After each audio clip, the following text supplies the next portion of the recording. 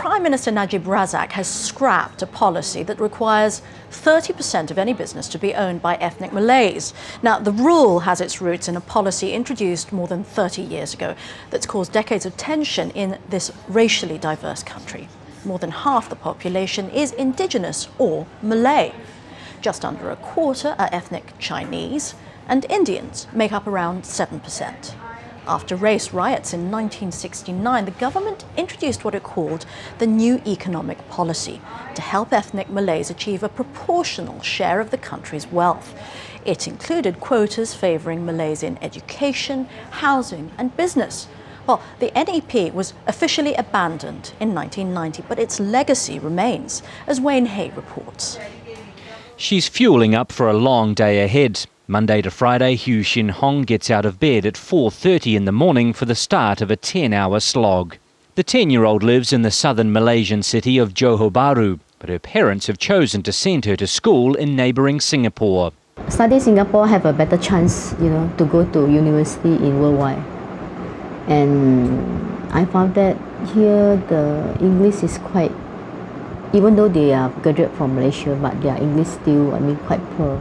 Hugh is Chinese Malaysian, as are most of the other sleepy students on this and many other buses crossing the border. At the age of 10, Hu Shin Hong is a commuter already. She's among 80 to 100,000 people who cross over the border each day from Malaysia into Singapore, including some 5,000 students. Their families choose Singaporean schools partly for a better curriculum. They're also afraid that if they stay in Malaysia, a Malay will be favoured over a Chinese or Indian student when it comes to university places or scholarships, a situation some say is unfair and outdated. It all started in 1971 when the government introduced what it called a new economic policy, an affirmative action plan to assist the poor, effectively helping the majority Malay race climb the socio-economic ladder. It gave advantages to Malays over Chinese or Indians in education and the public sector workplace, as well as financial boosts, such as discounts on house prices. While the policy officially ended in 1990, many of the benefits remain. Its critics say it's a racist quota system, but the government says the new One Malaysia concept will stress that race shouldn't be a factor when it comes to helping those in need. If you're poor, if you are in hardship, we ought to assist. That's the message, which means it annihilates former concepts, former prejudices. I think that's fair. What do you say, though, to the members of the Chinese and particularly the Indian communities who say they've been left behind by the various governments over the years? Who are the richest in the country?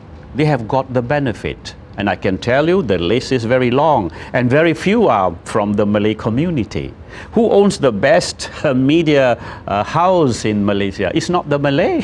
But these things ought to be seen in the proper perspective. And the rich, the poor, they will always be there. But it is a matter of how we approach them. Tan Teng Bo is one of those successful Chinese businessmen. He says the hidden impact of policies like the NEP has been a steady social erosion. Tan says students who head overseas to university more often than not don't come back, leading to a brain drain of some of Malaysia's brightest young people. Parents stay back in Malaysia and the children have gone overseas and have not come back for whatever reasons, for various reasons, have not come back. And these families are physically no longer in the same place anymore. The new Prime Minister, Najib Abdul Razak, says he wants Malaysians to start thinking as one nation. Many in the minority group say that can't happen until all races are treated equally. Wayne Hay, Al Jazeera, Kuala Lumpur.